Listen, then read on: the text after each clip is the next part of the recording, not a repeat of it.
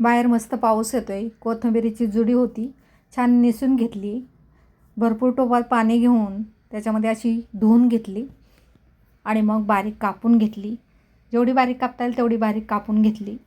घेताना परातीमध्येच घेतली.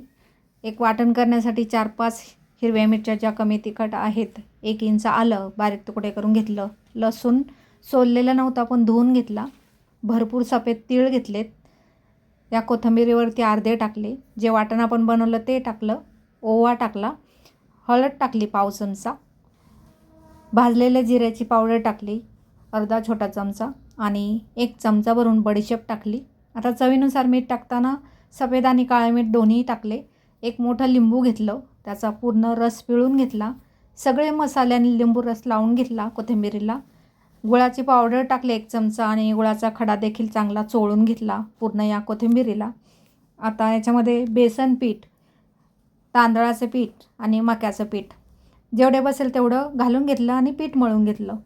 पाणी बिलकुल घातलं नाही. एका ताटाला तेल लावलं आणि वरून सफेद तीळ जे ठेवले होते ते देखील भुरभुरले टाकून घेतले. त्याच्यावरती जे आपण पीठ मळून घेतलं ते थापून घेतलं चांगलं. पुन्हा वरून तीळ घालून घेतले.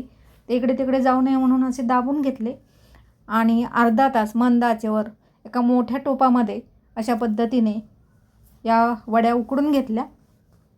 मस्त उकडलं गेलं आहे. थंड होऊन दिलं आणि मग मस्त अशा कापून घेतल्या. थंड झाल्यावरती कलर चेंज झालेला दिसतोय तुम्हाला. दिसायला मस्त अशा या कोथिंबीर वड्या तयार झाल्यात. छान ह्या तळून घेतल्या. खूप छान दिसायला दिसतात आणि खूप चवीलाही छान लागतात. कोथिंबीर वड्या करण्याच्या अनेक पद्धती आहेत. अशा पद्धतीने एकदा करून पहा. आणि ही वडी ताटामध्ये बघितल्यानंतर कुणी म्हणेल हॉटेलमधून मागवली, घरी बनवली असं कुणाला वाटणारच नाही. तुम्हाला हव्या त्या आकाराच्या तुम्ही त्या कापून घेऊ शकता. पण तळताना मध्यम आचेवर तळायच्या आहेत. खूप मोठा गॅस केला तर वरून करपतील आणि आतमध्ये कच्च्याच राहतील. चांगल्या आतमध्येपर्यंत शिजल्या गेल्या पाहिजेत. दिसायलाही मस्त दिसत आहेत. मस्त अशा या कोथिंबीर वड्या चहाबरोबर तुम्ही खाऊ शकता. मुलांच्या डब्यातही देऊ शकता. मुलंही देखील शाळेच्या डब्यामध्ये दिल्या तर आवडीने खातील. ऑफिस डब्यामध्ये देऊ शकता.